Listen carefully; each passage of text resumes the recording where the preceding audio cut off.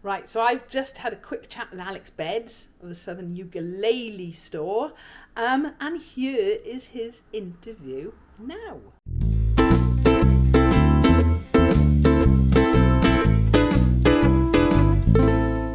Shamai, yes. Shamai. Hey, we're in Eastbourne, and I've got the lovely Alex Beds here. Oh, thank you. So we're going to have a little chat and find out a little bit more about Mr. Beds. So I'm going to be reading questions. Sorry, guys. That's okay. We don't mind, do we, folks?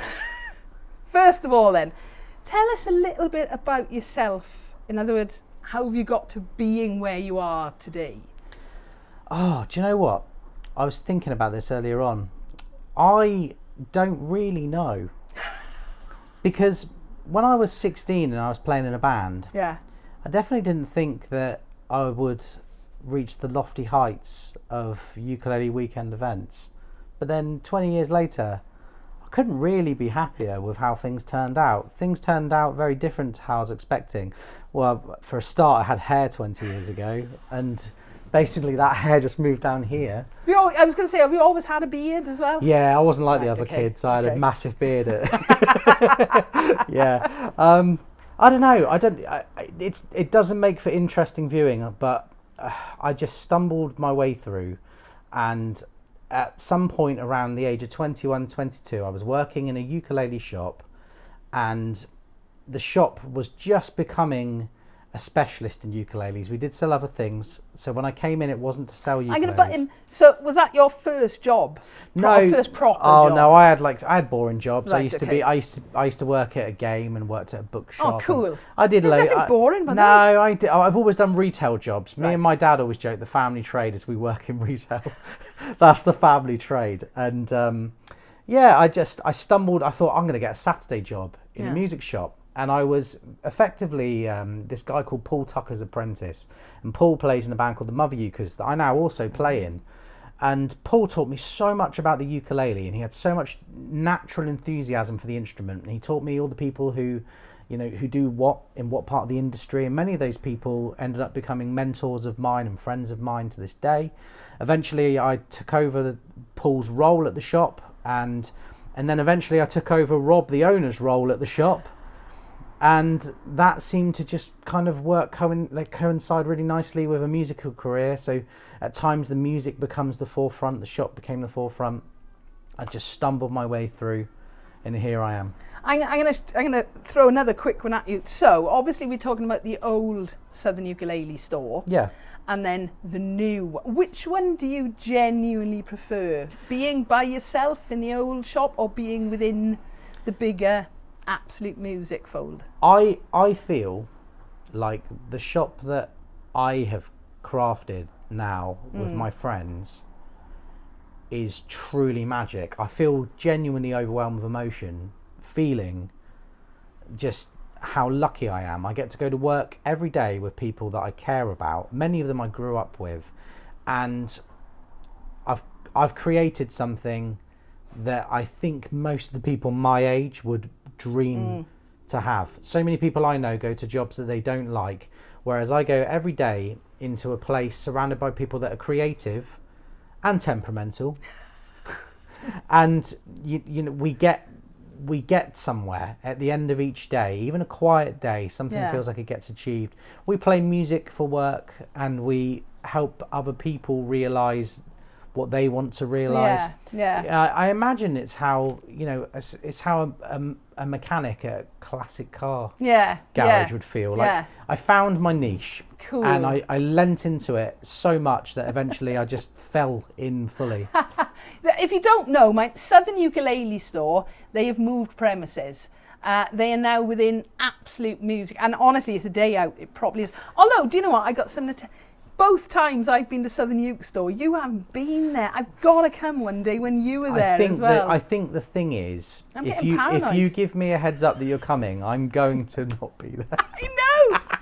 I know. I don't know. In fact, last year, it was literally the day after Eastbourne, and you'd had a uke event in the store, and you were all shattered, and you just left Romeo.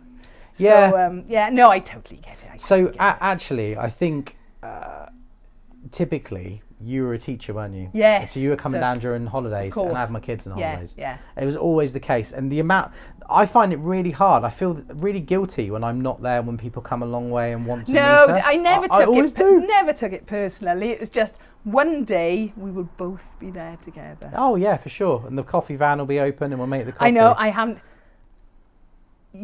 Go on. You. I can't remember what it's called. Oh, so Ukulele. So my shop. Yeah, it's called Ukulele. So the Ukulele is my midlife crisis, I think, because I've been doing the same job now for nearly 20 years, and one day I just thought I'd really love to be a barista.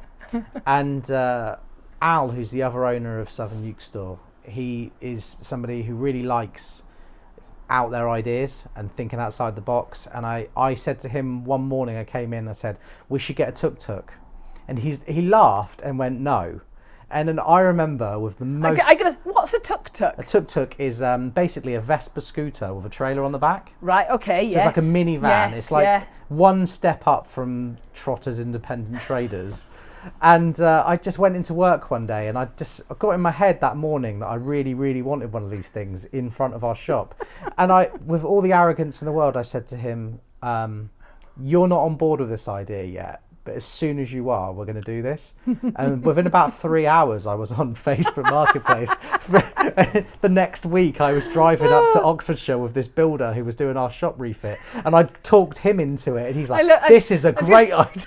Yeah, it's going to... Have you franchised it out yet? Oh, no, we do sell the coffee, though. We get the coffee made locally by a company called Bomo Roast, and they're such good people. Got to know them through the Ukulele store as customers, but also... They're a big part of the community that I'm in. Like I like to go and see AFC Bournemouth football, and they sell the coffee at the football stadium. And mad. I just wanted to do something with local people that are as passionate about what they do as we are. So, is there anything you'd have done differently? If you'd made any different decisions in your life, are you happy with the way things are going so far? That's a really difficult question to answer. You gave me that question before we hit record to prepare, but a lot of people like to say I don't like to live in the past, whereas I really love a good wallow. If I'm allowed to, like I go down the rabbit hole and I'm having to climb back out. I think anybody who says that they wouldn't change anything is in denial. I would change so many things. One, I would have embraced the ukulele sooner. I liked the ukulele, but the first couple of years I liked the ukulele, I didn't allow myself to fully enjoy it because I couldn't find other people my age that liked it. So other people my age that were into it, I couldn't find those people. Yeah. And I kind of held off my own interest in it. The first year that I went to the NAMM show, I didn't socialise with anybody. I felt so much pressure to come back with business that I failed to fully immerse myself and socialise with people. And in the years that followed, I got to know so many different people in so many different parts of the music industry. And I feel like the relationships I formed and the way that I've helped other people network is actually my strongest thing. Networking is not as a teacher, I never thought about it because I just used to go in and do my job. Yeah. As a musician, I never thought about it because I tended to work with the same bands or orchestras. Now I'm self-employed. It's all about networking, and you just don't realise it. So my lesson with networking is that I think when you're clawing up in life trying to achieve something, you're trying to figure out what you can get out of a situation. And I found that my joy that I take is in helping other people get to where they want to go. Yeah. So for example, if a company I know is looking to move production or retool or buy wood I know the other people and I'm like, oh, I know. And it's a bit like when you know somebody who's a plumber and you like recommending them to a friend. Yes. Like it's no different to that. Yeah. And I've learned over the last 10 years, our behind the scenes, I have made a difference on my entire industry. And that makes me so happy. Yeah. And I haven't done it selfishly. Yeah. And what I would do differently is I would have embraced that sooner.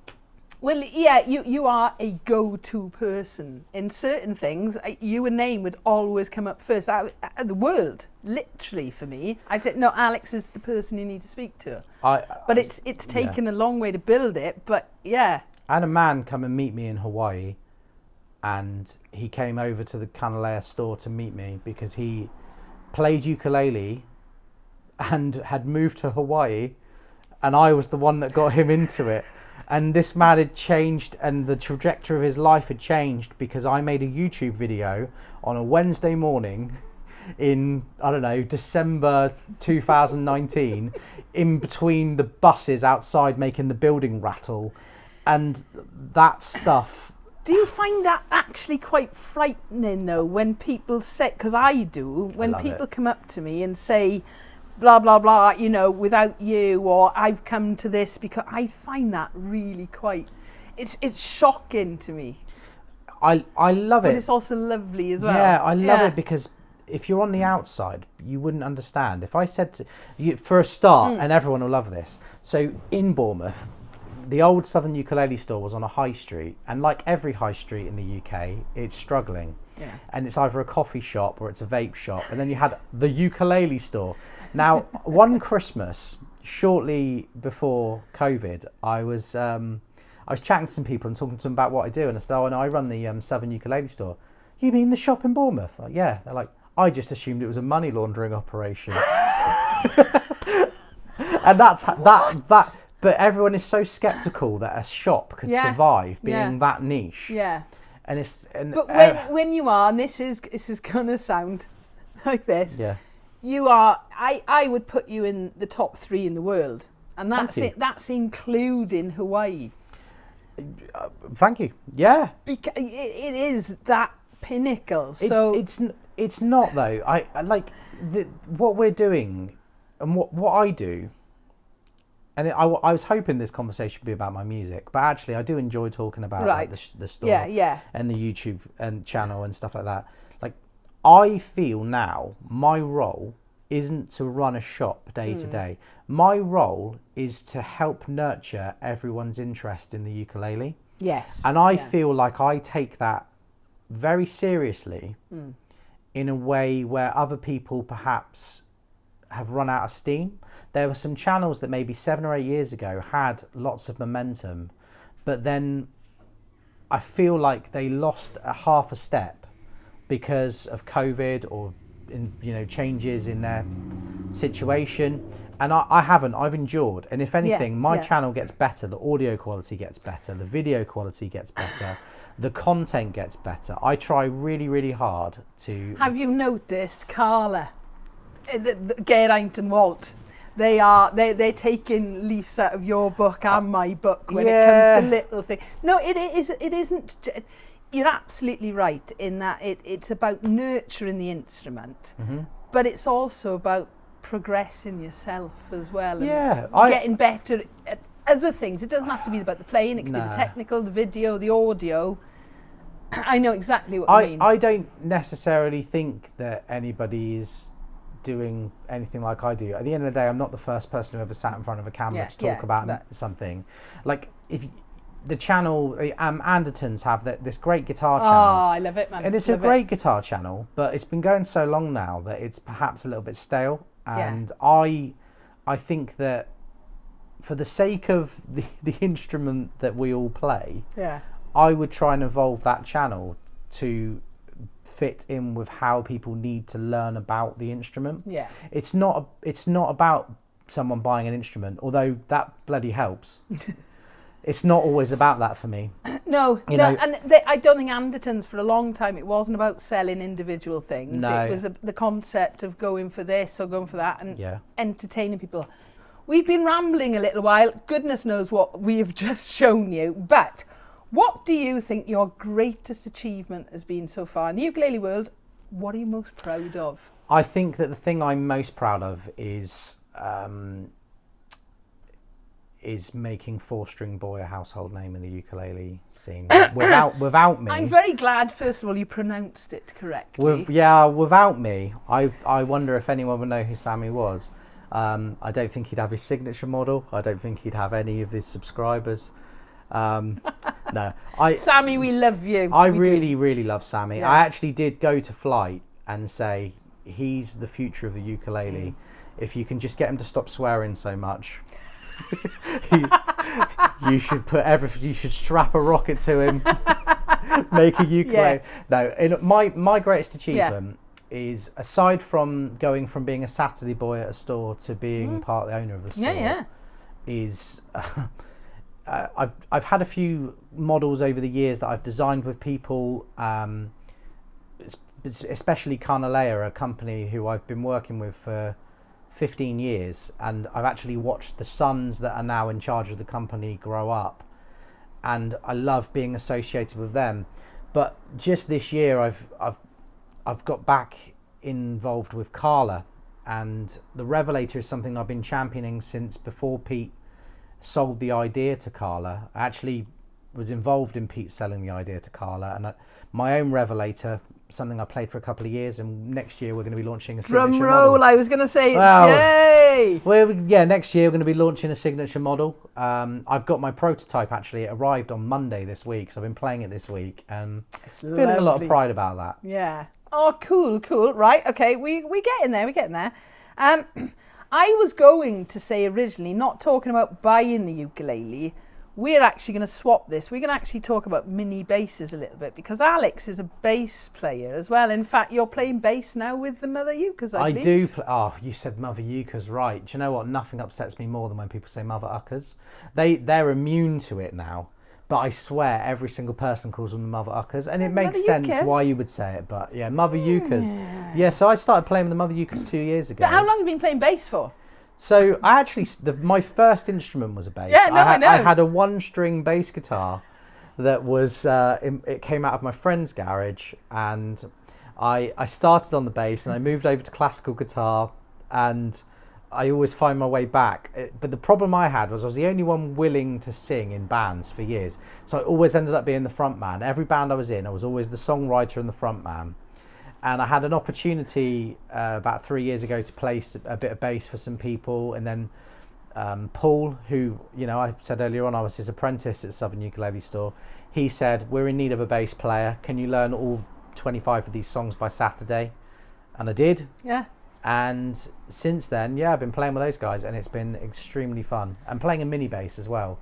I don't think I could ever go back now. No, do you know, I picked up one of my Warwicks the other day, and apart from the fact my Warwicks weigh a ton because they're like solid oven collar soprano, I was literally like this, going, I can't reach it then. I don't think I'd ever go back. No. So I've been playing a Flight Mini J bass for a couple of years. Are you precision or jazz generally? Oh, so I actually, being left-handed, I've had less opportunities to get the basses that I wanted. Yeah. I could never find a cheap jazz.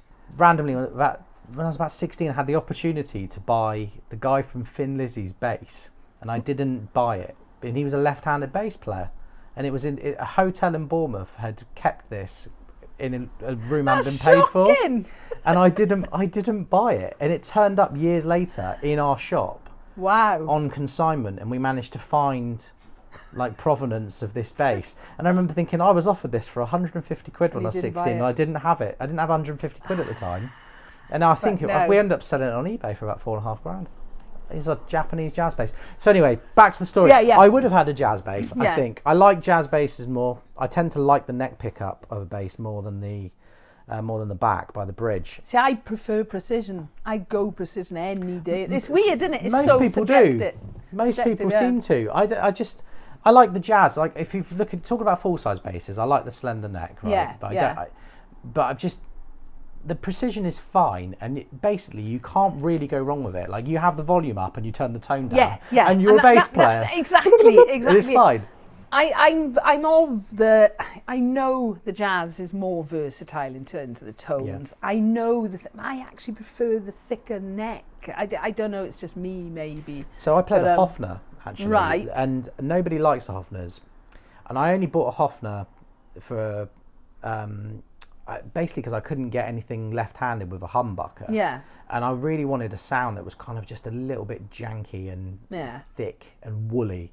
The kind of bass I liked, like that's what I wanted. Yeah. I was playing a Hofner when I first joined the Mother Ukes, and it sounded so good in that band. But then I started using... With flats or round? Oh, flats, yeah. Because my dad loved Paul McCartney, and it just meant that I transiently loved Paul McCartney. Yeah. So I was playing a Hofner bass, sold the Hofner when I got my first flight bass, and I play that. When I play that, I'm often playing at gigs, and I think it's not getting any better than this. When Carla relaunched their US line, yes, I know that they're currently working on retooling that to be a steel string with humbuckers situation. Right. Also, have you seen the new Ohana basses? No, I've seen literally a picture in passing. Right. I haven't actually seen them no, yet. there's only been a couple of prototypes. They've done a 27-inch bass. Right. It's a bit too long. Yeah. If they reduce that, let's just put it this way. I haven't bought my last bass. I really like the Flight ones. I highly recommend to anybody. You can't really go wrong with any of the Carla U basses. You can't really go wrong with any of the Flight electric basses. No. I don't really rate their acoustic U bass. You know, they did one a few years ago. Oh, the dub. I have reviewed it. It's with it being a one-off, it's difficult to compare to others. They clearly didn't see legs in that. They've developed a really good range of basses. And my son, my 9-year-old, has a mini, like the original Flight mini bass, which is that blue faded one. Yeah, really good. And for a young learner, perfect. But not just young learners, like adults can learn on that. And as I said at the beginning, I don't think I could ever go back to a full-size bass now. A friend of mine wanted me to play in a jam night coming up, and I said to him, "Oh, can I use my small bass?" And he's a bit of a tart, and he said, "No, you got to use your P bass." And I was like, "Do you know what? I think I'll leave it." Do you know what I did? I went and bought a micro Ibanez, the 28-inch scale. Because I thought I've bent. Yeah. But I thought if I have to play something full size now, at least I can do that. Yeah. Whereas getting, something any bit, I just can't be bothered with it. But no, I think we should stand our own and say, well, look, what's the difference between this and that? Yeah. There's nothing other than your perception. There we are. We're going to start anew. Yeah. I'll tell you what I am going to say though. Yeah. Is at the time of filming, it's 3:10. Yeah. At about 1 o'clock, I wanted to go and get a coffee. I've really enjoyed this conversation, but I'm going to fall asleep with the camera on me if I don't go and get coffee soon. Last question. Oh, okay. I mean properly last question. This should have. I said 10 minutes, and as Alex She said, lied. Okay. I've enjoyed this. It's been lovely. Apart from the amount of people that have just stood and watched voyeuristically, that's been so rude. So fucking rude. And I'm not going to cut much of this, I promise. All right, the very last question, because I want to know the answer to this. Who is your favourite artist? Not necessarily ukulele or bass. Who do you listen to if you just want to put some music on and chill and relax? It changes all the time, like everybody. You ask me today, it might be different to another day. A lot of my musical influence has come from Motown and soul music. So when I write music, that's where that influence comes from.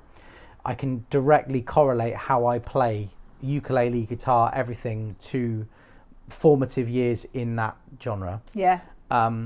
My favourite songwriters of the last few years, there's a songwriter called Willie Mason that I love. Right. There's a country artist called Charlie Crockett that I love. I went through a phase where everything I listened to as a songwriter, the craftsmanship was really complicated, and now I find that the songs that I enjoy most are the ones that are the easiest to strip back to 3 or 4 chords. Yeah. So if I said a genre, it would be soul. Oh, I love soul music. Yeah. I love country. I even I love hip hop. But for me, it's all about anybody who's writing a song and then the band has been built around the artist. I like bands, but I don't listen to many bands just on face value. I tend to invest in people more than a band, and that seems to be a theme throughout my life. There we are. Alex, it has been an absolute pleasure. I'm sorry, I've started to ramble and I shouldn't ramble. It's going to get dark soon. We are, yeah. I'm going to let Alex go and get a coffee, but hopefully you have you've found this informative, enjoyed it, and we'll get him back for another chat at some point. Before you go, I just want to say, thank you for what you do for your community, stimulating people's interest in basses and teaching people. I think that in a world where everything is so algorithm or AI driven, I think human connection is the most important thing. I'm committed to creating content that draws and brings people together. It sounds incredibly arty-farty, however you want to put it, but that's an ethos and that's a core value that I live by. Cool. So you keep doing what you do. Cheers, and I'll keep doing what I do. Thank you, bud.